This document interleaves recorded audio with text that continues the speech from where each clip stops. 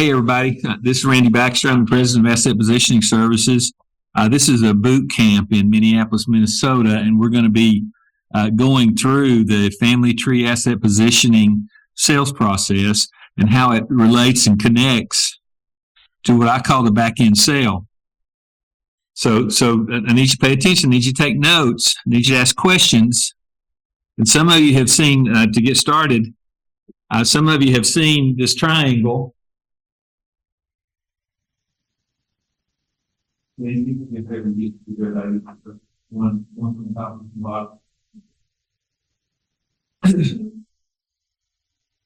just wanted you to be aware that when we get started, if you're going to be a systematic process sales professional in the digital estate planning arena using the Family Estate Doc software and the Retire Now software, with the training and coaching provided by myself at Asset Positioning Services and by the good people, especially Mike Bemis at Simplicity, I hope that by the end of the day, you'll see the magic behind why what I'm about to show you makes so much sense.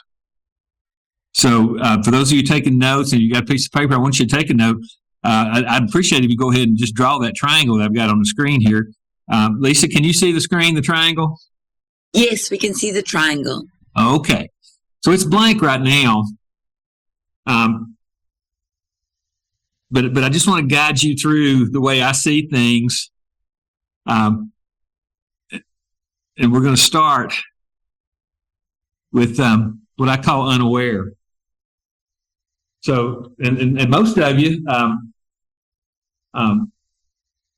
started out in the estate planning process totally unaware of what you need to know. And your clients are totally unaware that they might need to do something. And it's going to be your job to be aware of that unawareness. I learned this from a marketing company. And when I started following it and I started developing my process, I realized how much gold this actually is. So before we get too deep into it, I'm looking at some folks over here from Oregon. Okay. And real quick, the way I understand it is you have an existing insurance business. Okay. And that your clients are either aware or unaware that you can provide the estate planning service.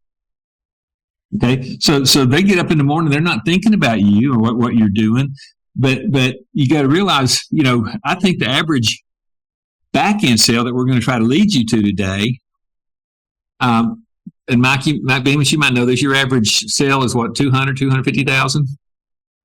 So if you start doing what's average, an average $200,000 to $250,000 sale at it, somewhere between 6 and 7% commission, you're looking at $15,000 to $18,000 every time you make it to a successful back-end sale.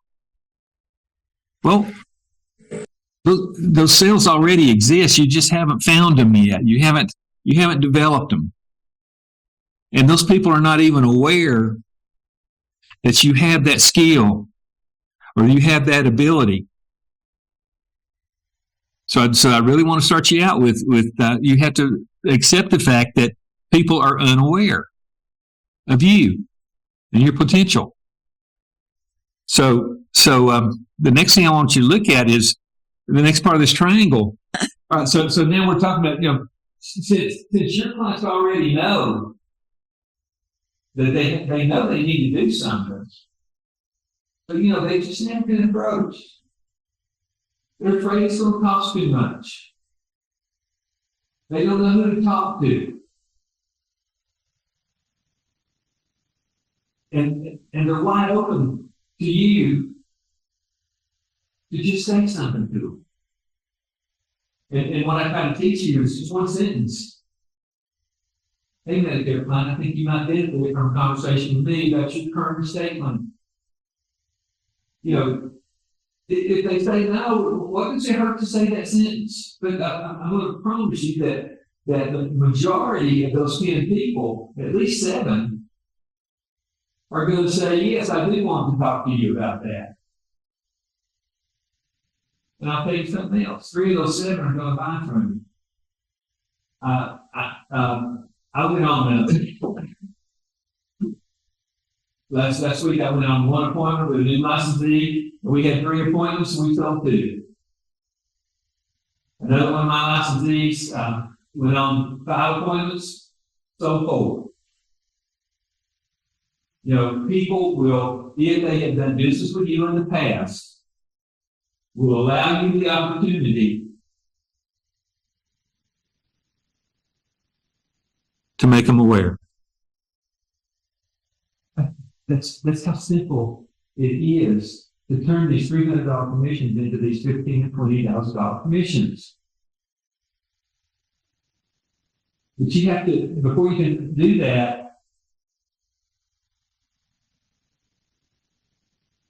you have to understand who your avatar is. It's not, you know, if you're in the Medicare world, your avatar is not 100% of everybody. Your avatar is 100% of everybody that you know that have assets. So if you're doing business with a lot of people with no assets, no money, they're going to say yes, but they're not going to be able to afford you. So you have to be able to identify your avatar and eliminate the people that are not appropriate for the products that you want to sell. What I have found in the past couple of weeks is there's those that can't afford it, would love to have it, but it's not your fault that they're where they are. Then there's the other people who have almost as much money as anybody in the world who have to be convinced about the concept that you're offering. Then there's people in the middle that know that an illness could wreck their economic life and wreck the economic life of their surviving spouse. Those people were not aware until you approached them and you made them aware. And now you're on the road to wealth and riches. If you just understand that. A lot of you have heard me talk about the cycle of success. I didn't write the cycle of success. I didn't create it. I just teach it. So that's in chapter 4 on the website. Let me teach you to hunt. But the next thing that we want to look at is,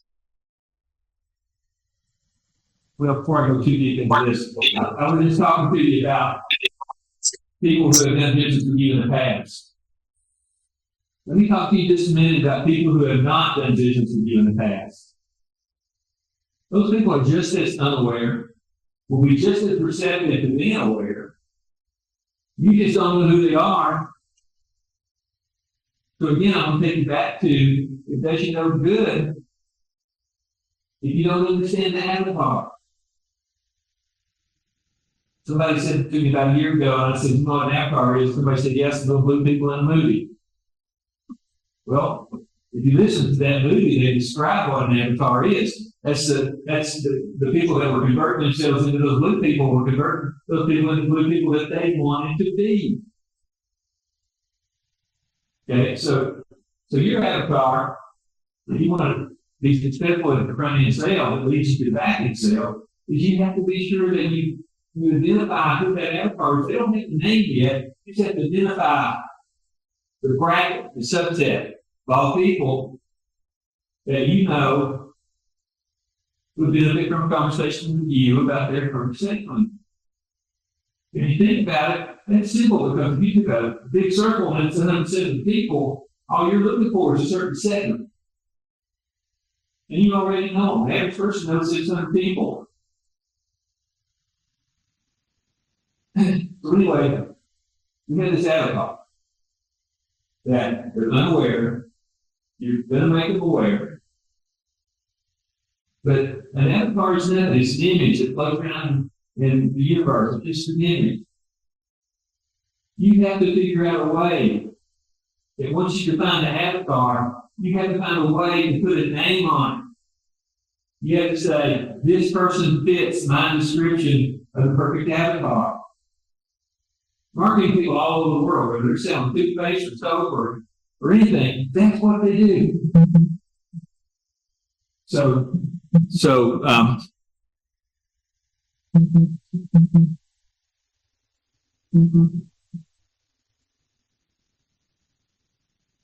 that's not a persona. Okay? You have to be able to say, okay, I have my avatar. Now I'm going to go through the list of people who have done business with me in the past, or a bigger list of people who have not done business with me in the past. And you have to apply a name to the avatar. If you can do that, you become a master of the marketing process. And so many people that I deal with have such a problem with taking the avatar and attaching a name to it. But you're not finished. Okay, once you get that name on who you're going to approach, you got to remember that they're unaware. And then now your job is to just make them aware. Hey, I'm going to be talking to you about your Medicare this fall.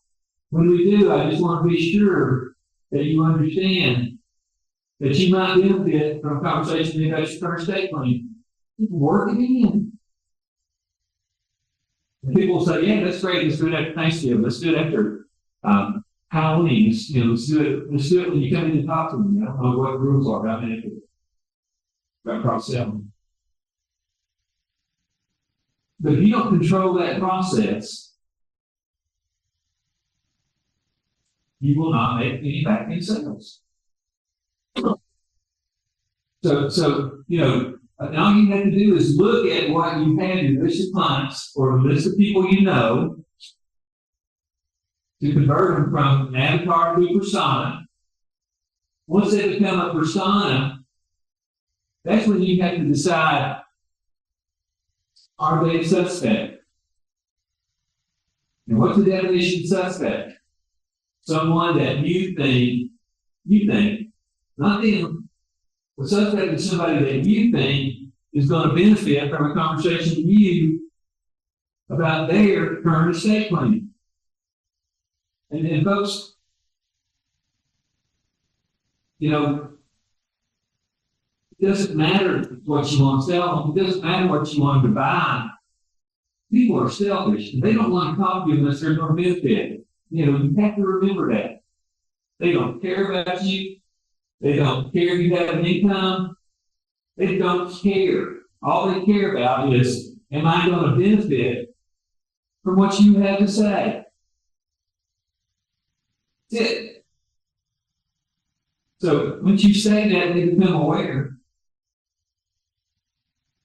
They're a suspect. Now, if you follow cycle of success, if you can have 10 suspects by this Friday, 10, 600 people, you probably have hundreds of clients. You haven't yet accomplished that big back-end sale. The one you want, the one that's worth 15, 20, 25. I think there's going to be one that hits my bank account the next day or two. That's about $65,000. They talked about that. There's a kink in there somewhere that says something I did wrong. I don't know what it was on the delivery, so we can see it. Okay. But I didn't go looking for that one. I was looking for the $10,000 to $50,000. What happens when you identify the avatar and the persona and the suspect?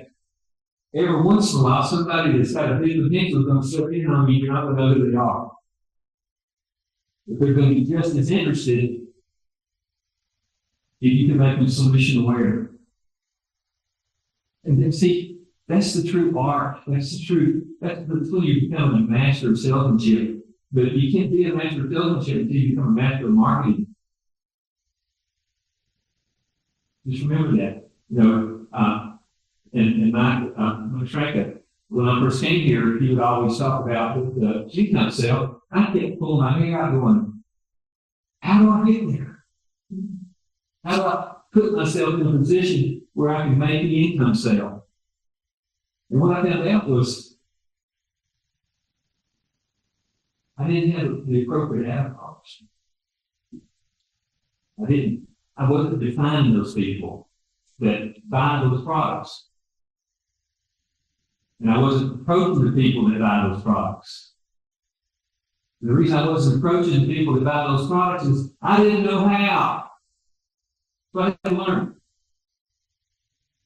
So I started going to classes with marketing people, marketing gurus all over the country, attending their classes, and every one of them was saying the same thing.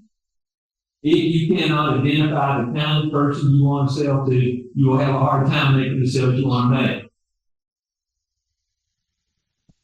Okay, so then it became very easy for me to attach a name to the avatar, which is a persona, and then for me to decide if they might benefit from a conversation with me about estate planning.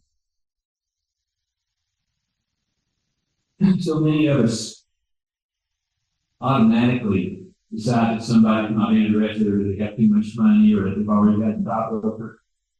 The case I just told you about, I had to go into the top broker's office at the 81 corner and tell him what was going on and why we were getting ready to scoop $650,000 out of a $2 million portfolio.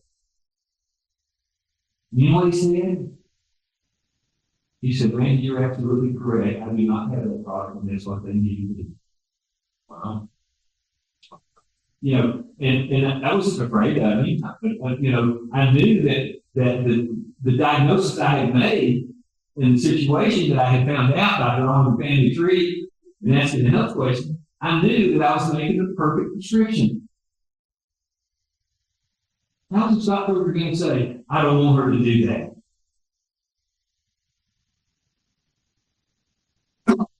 You know, it was the perfect diagnosis and the perfect prescription. In this case, the Miracos product. I don't use Miracos all the time, but it did. So anyway, avatar, persona, suspect. Once you get the suspect, once they say yes, once they've agreed to talk to you on a favorable basis, that means they're a prospect. Not until then. People all come to, I've got a prospect, and I say, tell me about it. And they say, well, I don't know much about it. And I said, well, you made a point with them? No. Well, they're not a prospect, are they? They're just a suspect. You think they might benefit from a conversation with you about their current estate plan. And they go, yeah, but I don't know what to say to them. You know, every time somebody says that to me, I promise you, if I talk to 1,000 people this month, I'm going to tell them to say the exact same thing. The exact same sentence. And until people get it right, they find that they're not very successful at it. Okay? Remember, people are selfish. You're going to make them aware. And after you do the first interview, they become solution aware. You do the family tree asset decision, you go through the first interview. I promise you that at the end of that, they will be solution aware. And you know what? That's step 2, which is you have to convert them to a prospect. Now, I'm going to show you right now a way to skip the avatar, persona, suspect level. That's what I do. Because I try not to approach people one-on-one anymore. I try to approach them one-to-many. What did you say? I don't approach people one-to-one anymore. I approach them one-to-many. Okay. Many. I'm not talking to one potential licensee. I'm talking to 2, 4, 6, 8, 9, 10. I'm talking to 10 people at once. That's the magic number. 10. Because I know that 7 are going to be interested. 3 are going to move forward, and 1's going to buy. So, you know, I don't know about you, but if you approach 10 people, then you start getting one front end sale for $1,200 and one back end sale for $15,000 to $20,000. That's a pretty nice income. But only if you manage it and only if you implement it. You're seeing a deer standing in the road when you get right at it at 60 miles an hour, what it does? It freezes. What happens to it? It gets hit. Why? Right. Okay. So anyway, if you do the proper workshops or seminars, I don't like seminars, but I don't like how people meals when I don't have to. Because someone who's a solution aware, they don't need a meal. They need an answer. So when I do workshops, and I think they know what I'm going to put up 1, 2, 3, 16 workshops. I'm not doing whatever licensees are doing, I'm just helping. But I know that 16 workshops times 20 average is going to be sometime in August. My process is going to talk to 320 people who already agree that they would benefit from a conversation about estate planning. So I throw out the avatar because the marketing that Jeff Mills does, or the other marketing companies, they already identify the avatar for you. They do such a good job that they produce a name for you, so they've already developed a persona. And those people have already agreed to come to your workshop. They are no longer suspects. They are now prospects. Why? Because they have agreed to talk with you on a regular basis about the topic that you did. See, they used to get up every day. They used to teach me in New York 5. They didn't wake up every morning unemployed. That's why I don't work in New York 5 anymore. I wake up every morning going, how in the devil am I going to get this done? All it's done. Because, and I learned this one word from simplicity. I learned it about 3 or 4 years ago. And it has changed my life. That word is momentum. And if you can learn to build momentum, you can start filtering out. That's a weak case. I'll do it later. You can start identifying the stronger cases. And then you can start picking 10 of the strongest instead of just 10. If you start out with, you have to pick 10. You have to learn how to filter them out. So anyway, after you get solution aware,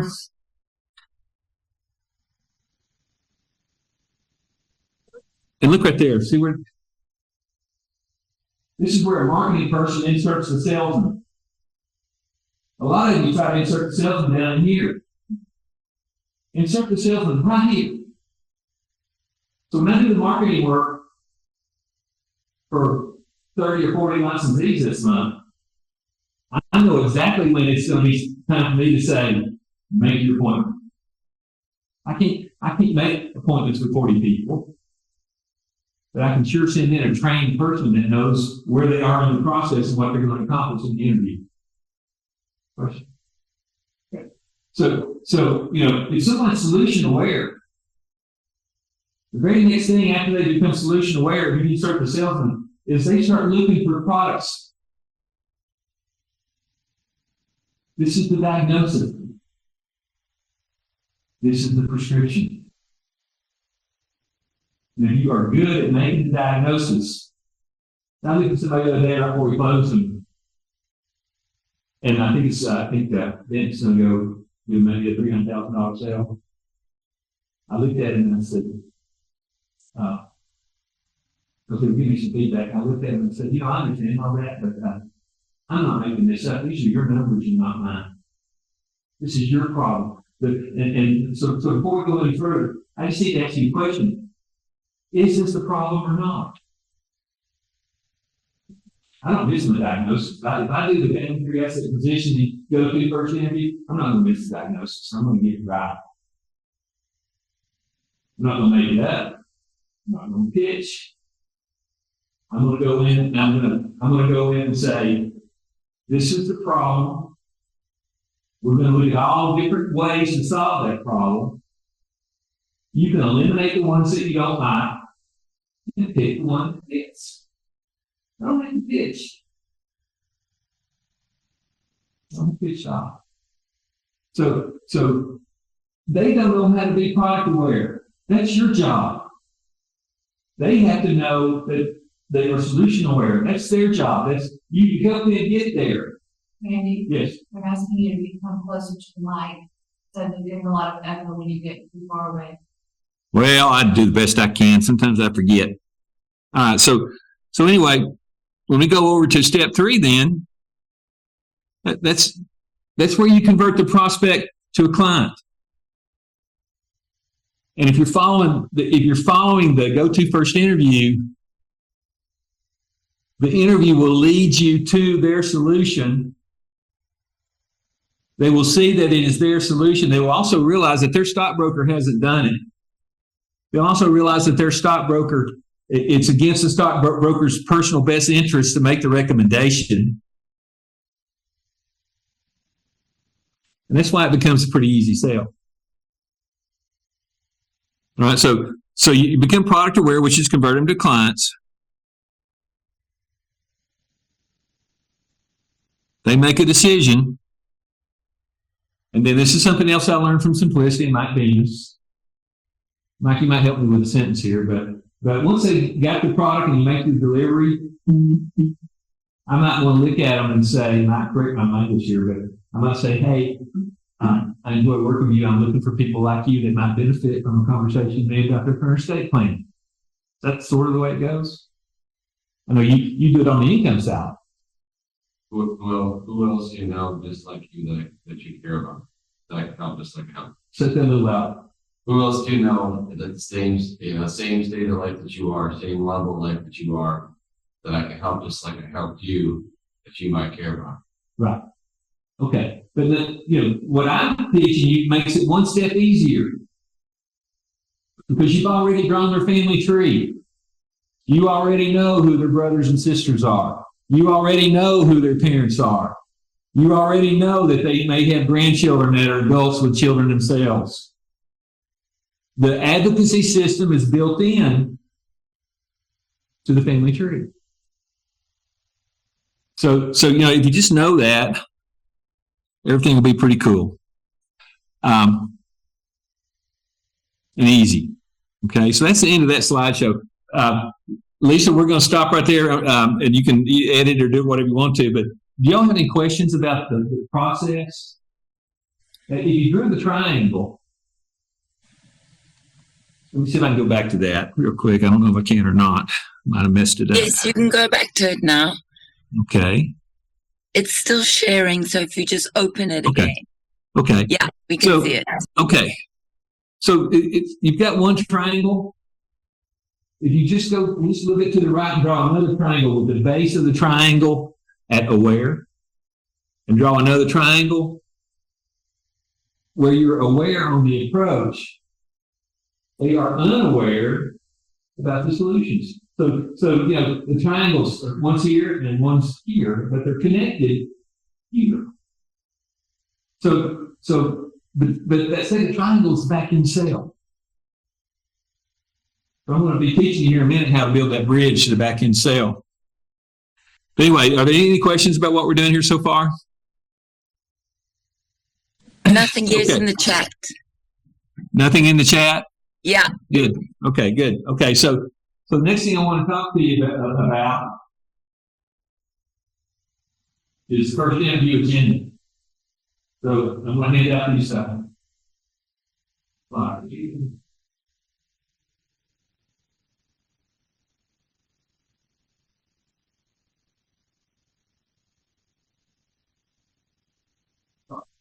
Thanks, Ray. And I'm going to be honest with you, I didn't create this. I learned it from the folks at Simplicity. They taught me that if I use an agenda for the first front-end sale, it helps people focus on the conversation. And plus, if you drift off into different directions, it helps you locate where you were, especially if you're a victim of brain fog like me. I get brain fog every once, so sometimes my brain just turns off. It's a side effect of how sick I was when I got COVID. And I never know when the brain fog is going to appear. So when it appears, the first thing I do is I pull up my agenda and I go, where am I? Sometimes I make a joke about it and I go, you know where we are? And they'll show me. But it's a disability. There's nothing I can do about it. So, if I use the agenda, and what I do is I set it in front of my client. Everybody who's present at that meeting gets a copy of the agenda. You should put it on your letterhead. But if you're going to follow the sales presentation, just remember the first thing you want to do, and I'm going to teach you the power phrases here in a minute, but first power phrase I'm going to use is, hey, I'm going to be a better advisor if I understand your family dynamics. If you're not using that sentence, you ought to write it down because it's so powerful and it sets the stage for the conversation you're about to have. And as soon as they say yes, they have done something I call micro commitment. They've just gone one little step closer to the decision that you know they're going to make, and they don't even know that you're going to guide them through it. They're not aware of what you're doing, but you are. So, and a couple of words that phrases I had talked to you all about. One's a primary promise. Your primary promise is, I think you're going to benefit from a conversation with me about your current estate plans. That's the promise you made. That's the thing that turns them on, that makes them care about what you've got to say. That's what leads to the $15,000 and $20,000 and $30,000 commissions. They don't know it. You know it. So anyway, you complete the family tree. I had a phone call yesterday. It was very interesting, that phone call. And real quick on a piece of paper, I want you to draw this diagram for me. Start with one circle. That's the individual. Pretend that circle is facing on the clock at 3 o'clock. You draw a straight line over to the right and make another circle and pretend like it's the face of the clock and connect it at 9 o'clock. Go ahead and do it. It's important. You got a circle, a line, and a circle.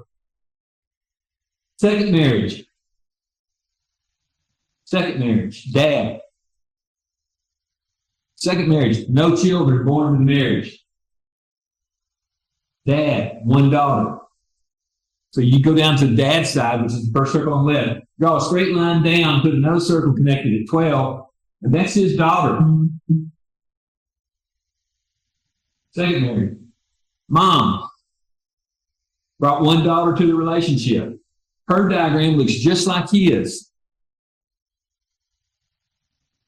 Her diagram starts at 6 o'clock, goes straight down, and connects the circle at 12 o'clock. So the question was, the statement was, this is important. Statement was, Dad wants his daughter to be in charge when he dies. Mom wants her daughter to be in charge when she dies. So I looked at it and I said, okay, tell me more. They didn't know anything else because they had not followed the go-to first interview. They stopped. They didn't take the time to investigate whether that daughter was married or whether she had children. And I asked the question, why would mom let dad's daughter be in charge of mom's future when dad died? Why would she not want her daughter and her to be in charge of her future? And the question was, we don't know. We didn't ask that. If you learn to read your drawing, and if you ask the right questions and get the names and the ages and locations of everybody in that family tree, those questions will come up and they will be answered because you did the research. So I went down and did the question. I said, well, what happens to the income if one of them dies? I don't know. What's the current health situation of the people you're talking to? I don't know. So my response was, you're not prepared to have this interview with these people. That's why you're struggling. You don't have enough information to make a proper diagnosis, and you don't have enough information to write the proper prescription. you're wasting your time and you're wasting your client's time because they see no benefit in having a conversation with you about their estate plan. The guy became belligerent because the agent did not ask the appropriate questions. Okay, so anyway, if you're following this script right here, you can't go wrong. Let's look at it. You always want to review the current estate plan status. And what did I do with you when we talked? I asked you about your estate plan. You told me about it. Now, I didn't ask you about the one I wanted you to buy. I asked you about the one you had. Okay? I want to know what you have now. Because that's the easiest way for me to determine whether the current plan is appropriate. That makes sense? It'll make a lot of money to do it. Okay, so the next thing I do is when I explain the trust, I always do it in reverse. You understand why I do it in reverse? I want to get the client there. I want to take them through the process. I want them to be in a coma, in the hospital. The doctor doesn't think they want to survive. They're looking at their family tree chart. They can tell me who they want to represent them on that chart. And they will. The reason I like the size of the quarter is it's big enough to put your finger on it. They will put their finger on that person. As soon as they do, they are so involved in the process, and they're so excited, but they won't admit it yet, but they're excited about all of a sudden there's a breakthrough. We're making progress. You know, I know, they don't know it yet. Okay, so I'm going to walk them all the way through it, including the roles in the trust. And then I'm not going to try to sell them a trust. You know, my licensees that are unsuccessful in the first process usually try to close too soon. Or they try to close a product. Once you establish what you want to get done in that section, walk away from it and go to the next section. Because you gotta let these stuff incubate. And they will. So just like they are right now. But anyway, so the next thing on page 1 of the confidential, go ahead and hand it all out. First page, huh? Well, you can give them all 5 sheets. Yeah, one. You can't hold that out. If you thought the agenda that I give you, thought that you give them, those are all 5 go to one person. Those are all separate. Yeah, just talk about that. The agenda is like a clear cellophane overlay on the confidential. The two are the same thing, just in different form. What was it? The first. The agenda Oh, the agenda. and this confidential, this 5-page confidential that we're going to hand out to you. And you folks that are listening on the Zoom, if you need the confidential, just let Lisa know and give her your email address, and Lisa can get it to you.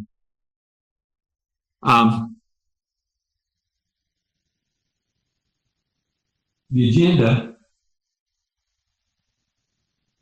fits right on top of the confidential. It follows it. So there, you got to remember, the client has this. They don't understand this. They don't need to. You're just collecting your data. Okay? So, what you do, we're going to spend most of our time today, this morning, on page 2 of the confidential. That's where the income is. That's where the profit is. That's where the progress is made. Okay, so and we're going to get to all that in just a minute. I just want to focus on the fact that if you are not giving your clients an agenda, you're cutting your sales down to a bare minimum. If you give them the agenda, your sales ratios will go up. If you don't use the agenda, then maybe you don't want your sales to go up. Or maybe you don't think you need it. Well, I'm going to promise you, you don't need it, but you probably should want it. Because it guides you and them through the process. Does anybody have any questions on the agenda? Don't skip it. Question. What do you, is this just when you go to your first meeting? Or Yes. give it to them prior to the meeting? No. The question was, when do you hand them the agenda? You hand people the agenda at the very first thing before you say, I'm going to be a better advisor if I understand your family dynamics. You give them the agenda first. And, if they're seriously solution aware, they're going to appreciate you handing them that agenda. Because they're going to know first of all, they're going to go, wow, you're sharp. You know what's going on here. Okay, so if you look at the long-term care, on page 2 of your confidential a minute.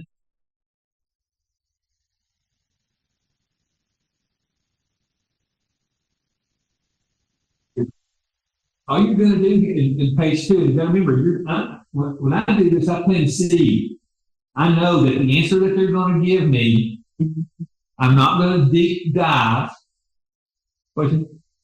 Yeah, it's back in the first page before we get to that second. Okay, go ahead. When you're going, like most people don't realize, even if they have a plan, they probably don't know the specifics of it.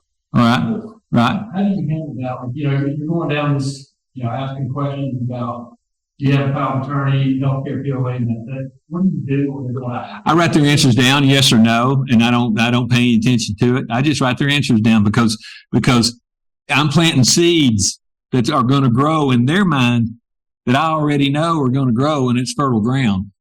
I don't need to go into a deep dive there. I'm just making them aware that they might not have the plan that they want. And if they say, yes, I have a will, and I'll go, when was it done? They'll go, 1981. But I've been married twice since then. I mean, they will make those micro commitments. They'll tell you what's going on. People change their lives.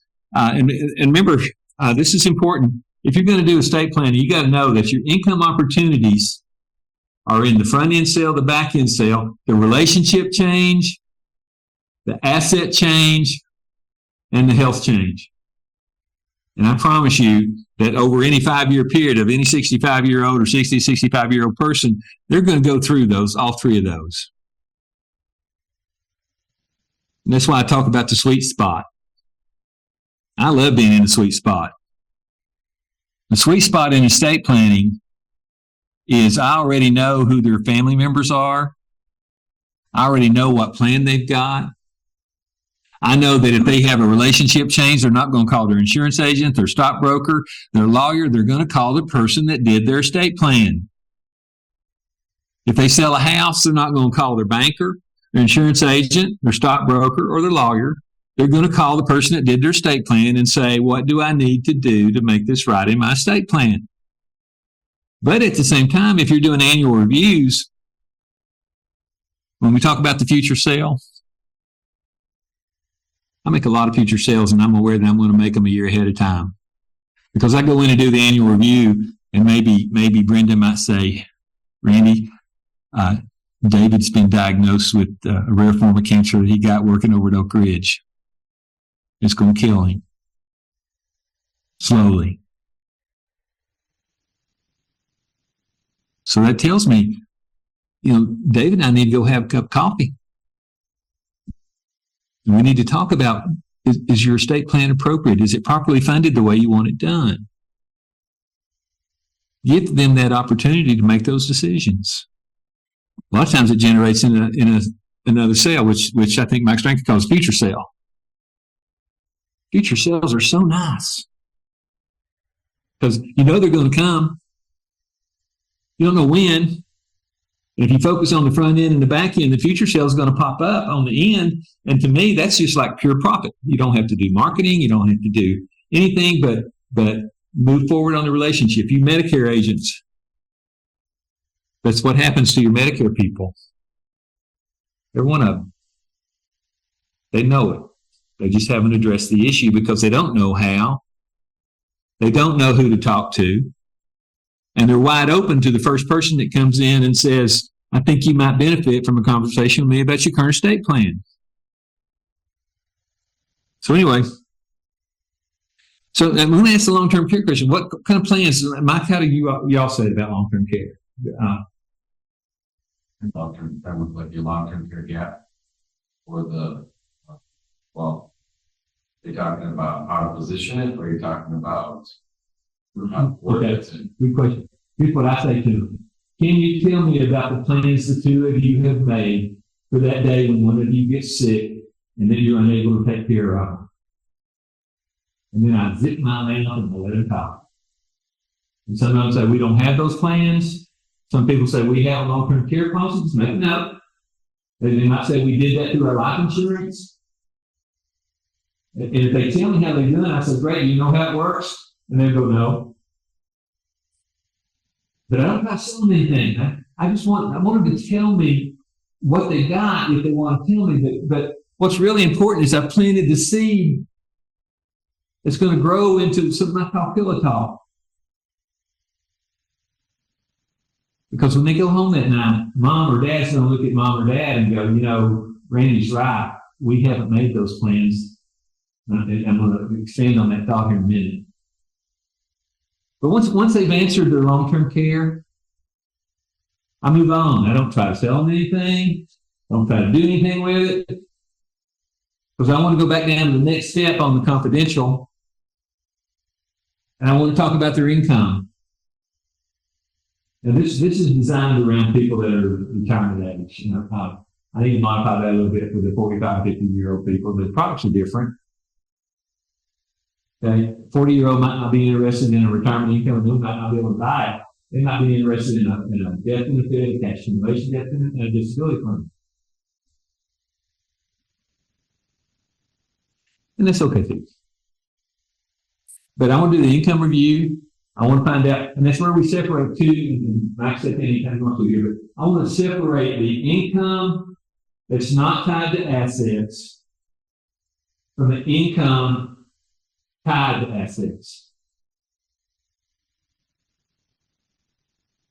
Because that income that's not tied to assets, it's going to come in every month. And more than likely, it's the money they're going to spend first. They know it's coming in. They've probably already got it budgeted. But they know at the end of the month, maybe on the 20th or the 25th or something, that they're reaching into assets to cover the rest of their expenses. They either know it in advance before they retire, which is a perfect opportunity for an income product to help close the gap. And I can do $1,000 gap real quick in my head. I go $1,000. If it's a 10% payout, that's $12,000 a year. Okay. If I want 5% or 10% payout, I may lose 5%. So I can figure out what the number is. And it's about $250,000. That's average sale, right? So I know that if I find $1,000 gap, if anybody who's about to retire and they have $2 million in their 401k, it's a no-brainer. So it makes me want to go into just a brief dissertation about the no-brainer. There's something called the SIN, S-I-N, the SIN offer. And SIN offer is S-I-N. The first letter is S. And that means you make a superior diagnosis and a superior prescription. And they know it. The next one, the I, is that it's intellectually digestible. It's intellectually absorbable. And if it's superior to anything they've seen, that's why I'm not afraid to walk into Eddie Connor's office and tell him what I found because of my diagnosis and my prescription. He cannot deny it. Because it's superior to whatever they have done. They don't have the product. That's exactly what he said to me. He said, Randy, we don't have that product. And it makes sense. So it was superior. It was not intellectually digestible by the client. They said, I need you to go talk to my broker. I said, okay. So I did. And it was easily digestible by the broker. Superior, intellectually digestible, no brainer. once you know that your prescription is no brainer, and then the client's going to follow, you're going to get the sale. Makes sense. And that's why I always look at people and say, these aren't my numbers, they're yours. Is there something we need to change about the numbers? And you can say it with all confidence. So anyway,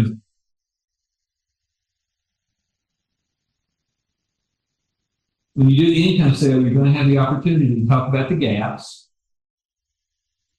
You're going to have the opportunity to talk about the cliffs. And there's two kinds of cliffs that I like to talk about. And the first cliff is what happens when the first spouse dies. And you'd be surprised at how many people, when the first spouse dies, their income structure just goes all to pieces.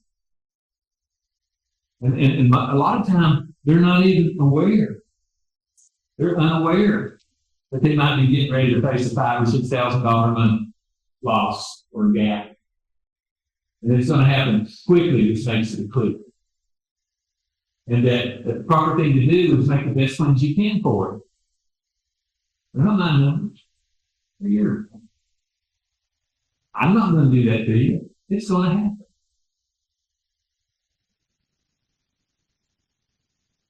And the other kind of cliff, what time is it? What? I don't agree. Good. Okay. The other kind of cliff, is probably the worst kind of cliff that isn't it. And that actually, so now it's going to tie back to the long-term care question that we have. What are your plans? They've already told you we don't have any plans. This is the plan we made it. We don't know how it works. Or it's $100 a day for 2 years. Maybe you've thought it before. Okay. But that kind of cliff is the worst kind of cliff of the fall. Because it leaves a healthy spouse alone, financially damaged in most cases. And the healthy spouse is going to be nudging the other person and shaking their head yes and going, that's right, that's the situation we're in. And yeah, we've got $2 million in the stock market, but that's not going to solve our problem. Okay, so you talk about the income review, you talk about the gaps and cliffs, and then you stop. You don't try to sell anything because that's in the second interview, and that's where you need to go to sit down here, not business, and tell them the situation and say we've got a certain amount of income loss and it's going to happen in 2 or 3 years. How much money do we need to set aside? Can you just repeat for me, the second clip is specifically, what did you say? Second time cliff? Yeah, it's like, That's when dad gets sick and doesn't die, the expenses go up, and the income stays the same. And all of a sudden, where's that money coming from? It's not coming from income that's not tied to assets. It's coming from income tied to assets, and the asset structure starts to go down. What if the market goes down at the same time health goes down? What's your answer to that, Mike? End up penniless and homeless. Penniless and homeless, even if they started out with $2 million. Some people are overly confident about the assets. Okay, so that's why I stopped. and this is important for all you people out there in Zoom world, it's time to ask the health questions. Stop what you're doing and use this power phrase. This power phrase is so effective. Hey, I'm going to be a better advisor to you. Same thing that you said earlier.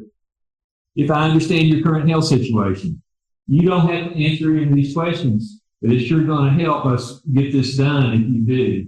Is it okay if I ask you the health question?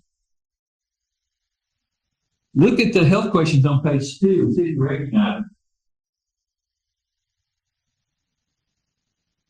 Anybody recognize them? of the health switch. They look like they're from a Medicare supplement application. They do look like they're from Medicare. Right? Yes, they do, don't they? They do. They're also the exact same questions from a simplified underwriting health insurance application. I just took some scissors and cut them out and take them on there. It looks like it belongs there, and it does. If you will ask these knockout questions in front of mom and dad, after you've asked them about their long-term care plans, And after you review their income, it's going to hit home right there for the heart. I promise you. If you will do it in that order, ask those health questions at the right time, all these wheels are going to start turning, especially in the healthier spouse. Because the healthier spouse is the one that risks. Question? That if you don't have the answer, but what's the rest of that? Well, on the long-term care and the income side, you don't want to answer. On the health question, nobody is required to tell you that they have cancer or diabetes or a heart attack or a stroke. But you want to let them off the hook. But you know what? If they don't want to tell you, they're not really emotionally involved in the process. How can you help them? How can you properly advise them if you don't know about their health issues? When you're talking about gaps and cliffs. Okay, so you know, page 2 is confidential. Doesn't ask them to buy anything. But you know what? These are their numbers and not yours. This is their answer to your long-term care situation. This is their answer to your income situation. This is their answer to your current health situation. And you know what? You have not tried to sell it anything. It's a mistake to try. It's a mistake to try. Because it's not incubated right. Yes, sir. The phrase, power phrase, you tell them you don't have an answer, but it will. I'll be a better advisor if you talk to me about it. It doesn't go anywhere. But you know what? If mom is perfectly healthy and has a lifespan that's in the 90s and dad has had a heart attack and a stroke, listen, once I ask those health questions, it doesn't bother me a bit to look at them and say, well, Mr. Smith, you're a little closer to the cliff than mom is, aren't you? Well, what are you giggling for? That hits home, doesn't it? Have you not made the proper diagnosis? And I promise you, when you're watching, the healthy spouse is going to be shaking their head yes. They're going to be telling you, you're hitting home. It's true. I need you to move forward. I don't know how to talk to my spouse about this. I am at risk. But if you try to sell them something right then, that's a big mistake. You're not finished. Am I, Venus? What I'm about to say is in direct conflict with what you all do, but if you do it in the first interview and then follow what they say in the second interview, it fits perfectly. And that's why when I ask for numbers, I ask for ballparks, where you ask for details. But you know, the details are in the second interview for me. Okay, so I'm just asking for ballparks, and for many, many reasons. I want to ask them about how much money they keep in the bank. I want to ask them about how much money they have in the money market. Sometimes when they say $500,000, I'm going to go, okay? But then I'm going to ask them if they own any annuities.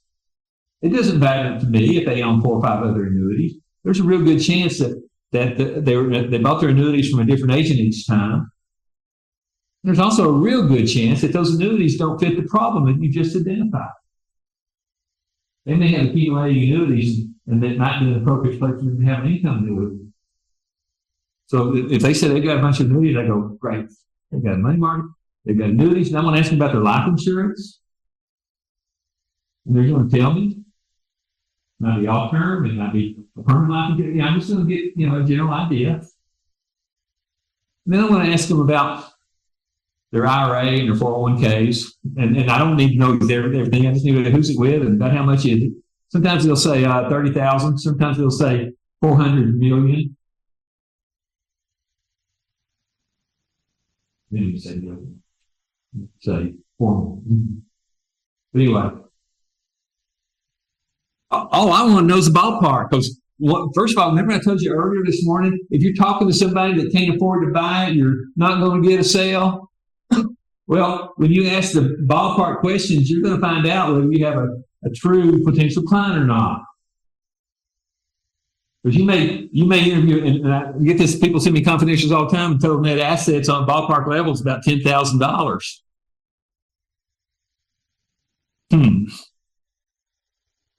That doesn't mean that they're not a sale. They may have $12,000 a month income. They may have a military pension. They have no need to save any money because they know they've got this $12,000 coming in.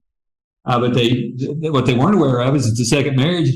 When dad dies, who was a general, all the income disappears.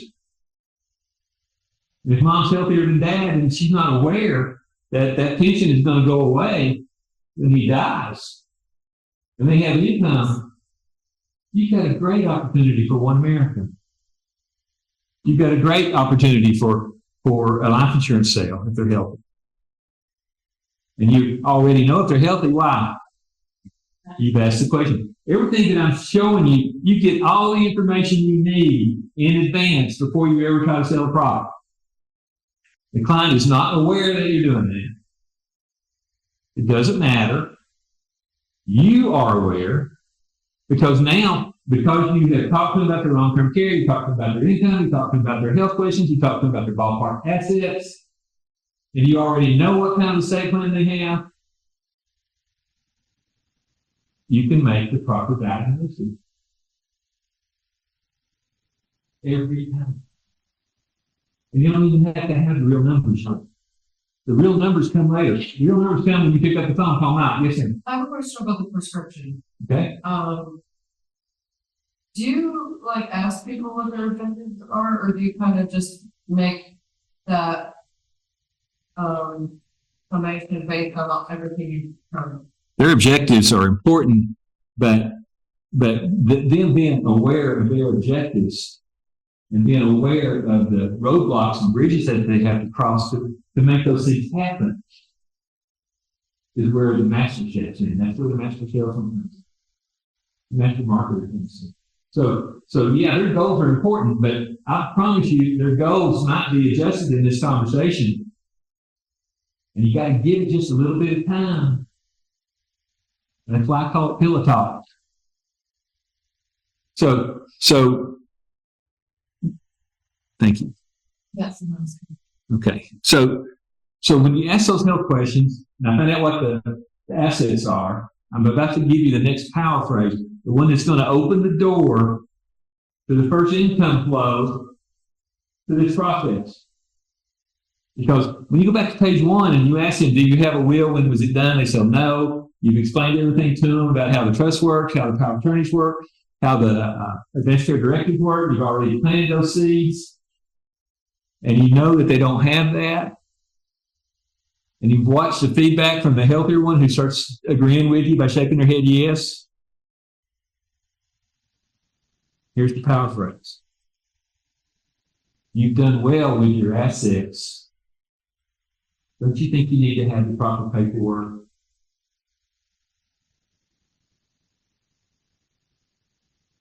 They don't say another word. They're going to say yes or no. If they say no, I'm going to look out. This is something else I learned from Max Franken. If they look at me and say no, here's what I do.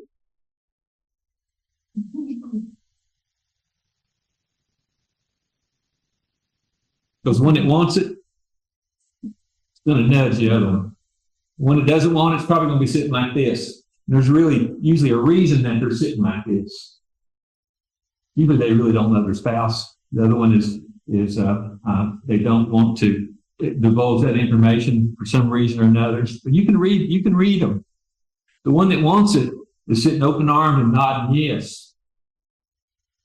When I say, don't you think we need to go ahead and have the paperwork? I don't look at the one that's closed. I look at the one that's open. And the one that's open is going to tell the one that's closed, we need to do this. You know what you're going to do? They're going to hand you their credit card. And you're going to, now some of you out there are discounting. Some of you are out there that are selling at wholesale. I'm not going to tell you how to do your business, but these estate plans are worth $1,995 because if you read the end user agreement, you never have to spend another penny on legal advice on your estate plan. But when you have a relationship change, an asset change, or a health change, you can make that adjustment on your own. If you sell at $6.95, your interest in that is going to go away. If you sell at $19.95 and take the time to do the annual reviews, and when you open that folder to talk to your client, you're looking at the family tree and you go, hey, Bob, hey, Alice, how's little Johnny doing? Is he still married? Does he still live in Ohio? You know, have there been any, you're going to have everything out because you did the family tree. People tell me all the time, how do you remember all that stuff? I'm just looking at it. I'm just looking at my drawing. That's all I'm doing. But they appreciate the fact that you remember who those people are. So anyway, I want to get their money. I want to go to the website, Family Estate Docs, go to the landing page for sales, enter their name and their address and their credit card number, and punch enter, and it'll register the credit card. They just bought it. It'll take you straight to the interview. If you've done your family tree presentation correctly, you already have all the information. They've already put their finger on who they would pick for power partner healthcare, power partner finances, or executor, for trustee. You already know all that information. That's when I close the interview. But here's what I say to them. You know, I learned it from my Venus group.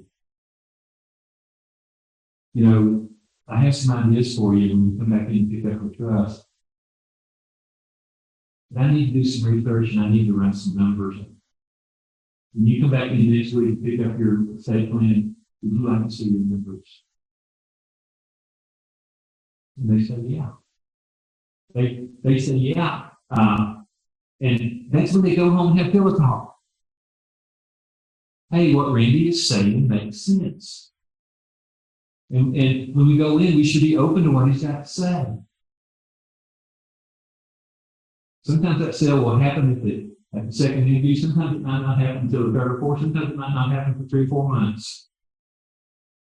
But that's okay, because when I build momentum, I don't build my momentum based on the back end sale. I build my momentum based on the front end sale. And if I have my momentum going on the front end sale, the back end sale works itself out. 10, 7, 3, 1. That's why when I told you about an hour ago, if you do your avatar and do the persona and put those people on your suspect list and have 10, at least 10 a week, and go through the approach, hey, I think you would benefit from a conversation with me about your current estate plan, you're going to move about 7 of those over to the prospect level. The other 3 go on the back burner. And now, if you open your book up that I gave you, Approach Plan Succeed, and look at the different levels in your estate plan. The first week, you might spend 10 hours. But the next week, if you do the same thing on 10 hours for the suspect, you're going to have to do 4 to 8 hours for the prospect. So now your 10-hour week is now 14 to 18 hours. That's how you build momentum. Eventually, you'll get up to a 40 or 50-hour week. Or if you're sick like me, you'll get a 75-hour week. But you have to like what you do. And I'll be honest with you, I don't care to tell you. And you people out there in Zoom world, you can hear me. I've had the opportunity to change more lives of children and grandchildren and surviving spouses than anybody I know. And I'm really happy that I can do that. And I know that for every life that I've changed, I use the exact same process. I use the exact same marketing system, the exact same approach, the exact same go-to first interview, the exact same power phrases, the exact same back-end sale technique. And the end result is sometimes I make $5,000, sometimes I make $20,000. And Mike, I know you've noticed I've been writing a lot of MIGAs lately. But most of those MIGAs I'm writing on people that I've already maximized their income on.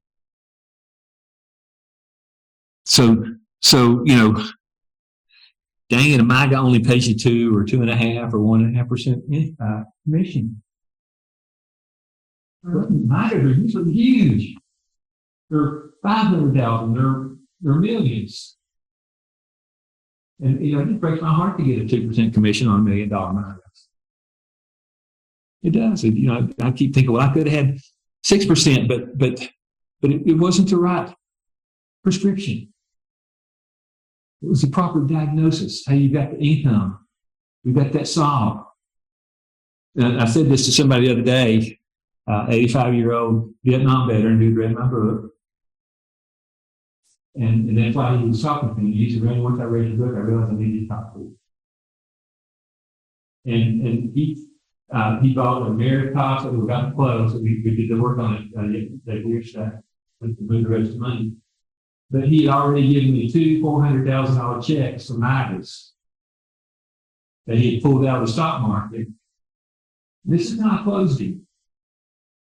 You guys, if you can hear me out there, listen to this, because this is how you close the older people with a lot of money to get them out of the stock market. And I learned it from. Do what? I know I have to roam around. I have a sore back, and I'm sorry. I'll do the best I can, but somebody needs to put a leash on me, I guess, or put an ankle brace on me. But here's what I said to him: Bruce, you've got $1 million in the stock market. You're 85 years old. You've already won the game. Why are you still playing? And he got real quiet.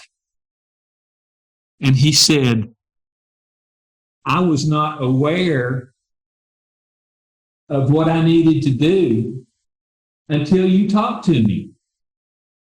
See, the triangle. Everybody will go through this process. That was on an enforced trust, one that was already established. And here's what I did.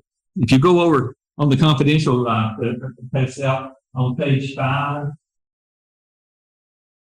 I'll do a planning review confirmation.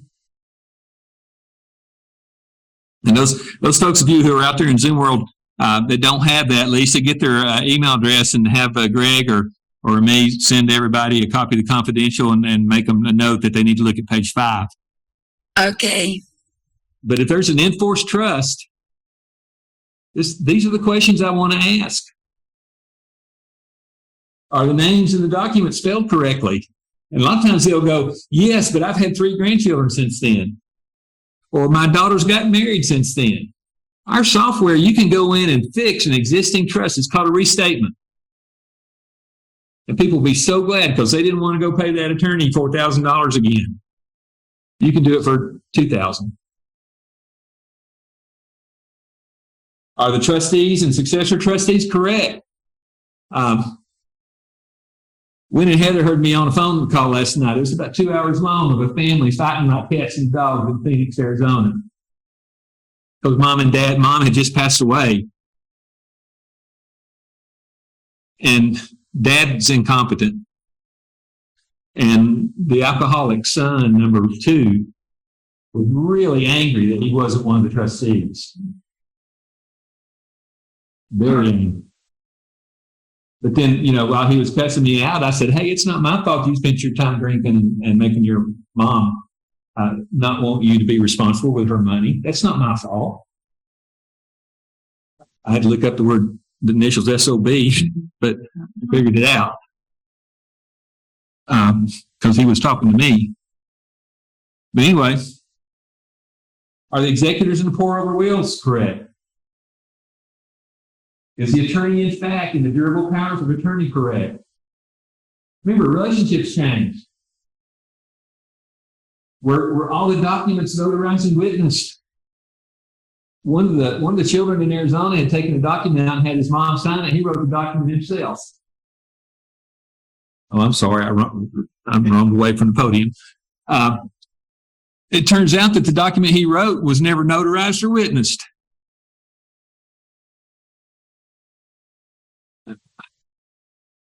I didn't know he had done it.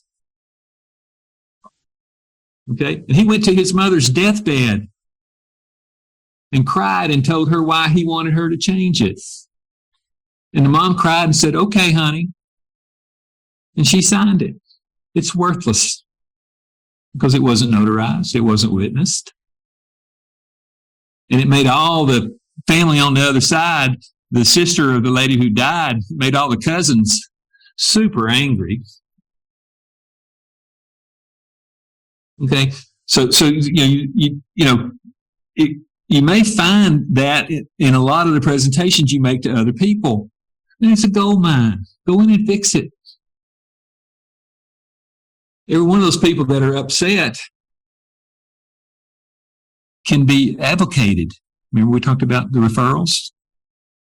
If you don't want to be in the situation your aunt was in, you might benefit from a conversation with me about your current estate plan. If you find things are all the dickens, you have a really good chance of talking to them about the benefit. Look at the next one. Have all financial accounts been retitled or forms prepared? Most of the people are going to look at you and go, what do you mean? Why are you saying that? Why is that important? Why is that any of your business if they want to be belligerent? Because if we review your beneficiary arrangements, you might learn something in which you were not aware. Especially if it's a second marriage, third marriage.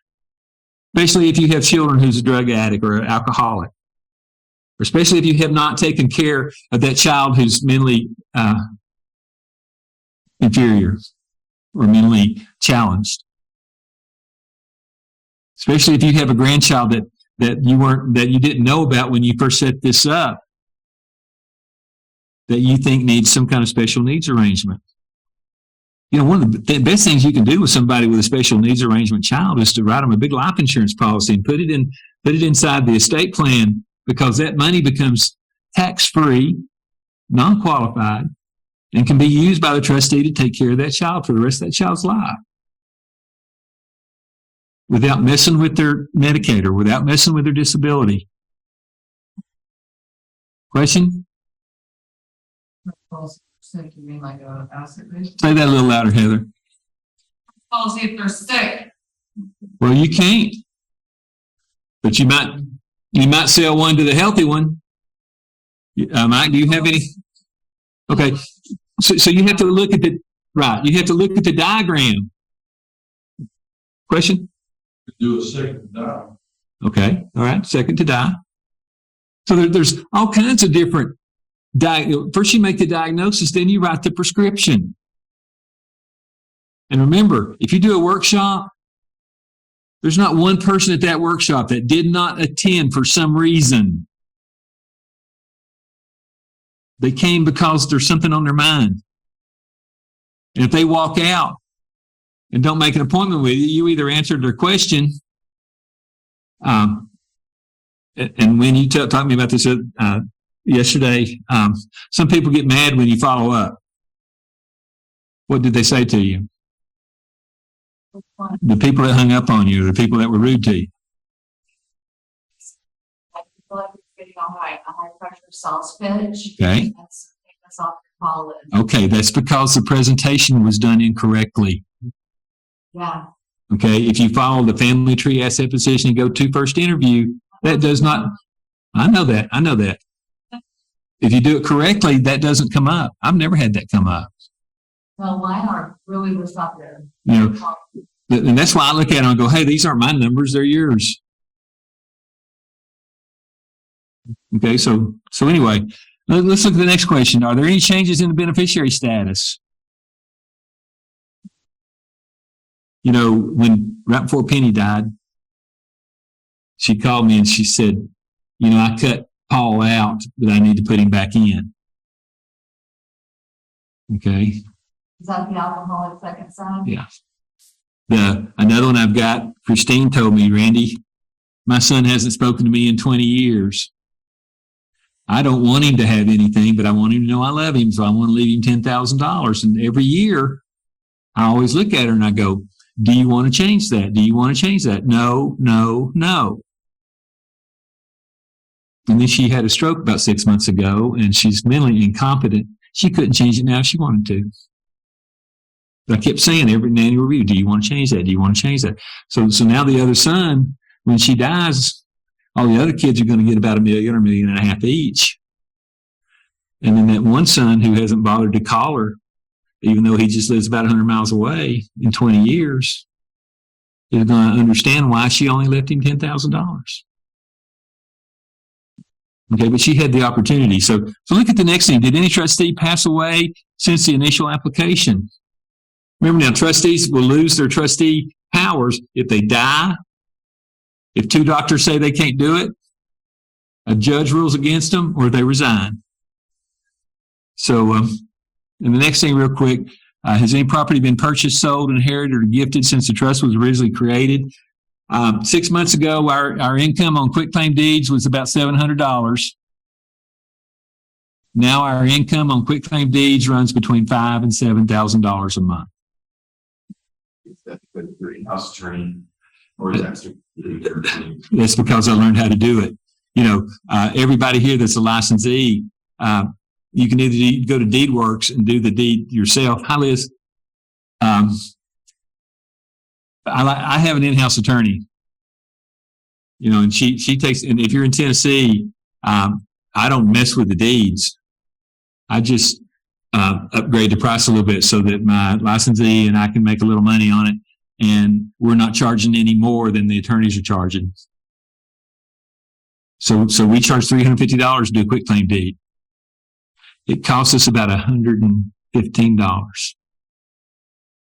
So once it gets delivered and notarized and everything, we take 115, subtract it from 350, and divide that by 2, and my company gets half, and the licensee gets half.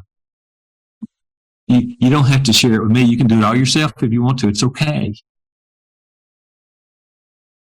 So there's so many, when you do a estate plan, there's so many different ways that you can pull income in. And I think I heard somebody say yesterday, what, different income streams?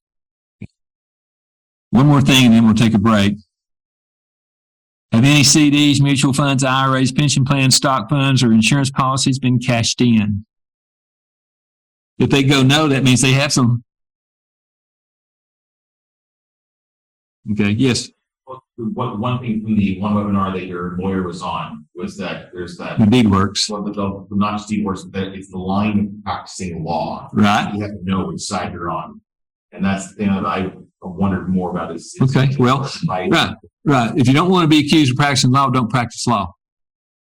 And in Tennessee, that means you cannot say you're an attorney, and you cannot prepare the document. That's it. That doesn't mean that as a licensee, you can't say you need this document. It doesn't mean that if the document is already prepared by a licensed attorney, you can't say this will solve your problem. You're not practicing law when you do that. You're practicing law when you say, let me change this document, let me write this document, because I'm just as good as an attorney. You're not. You're not practicing law if you don't say you're an attorney, if you don't create and write the documents. with the deeds, though. What? How about with the deeds, like the claim? You can do your deed yourself. Okay. I don't like to. Okay. I'm busy.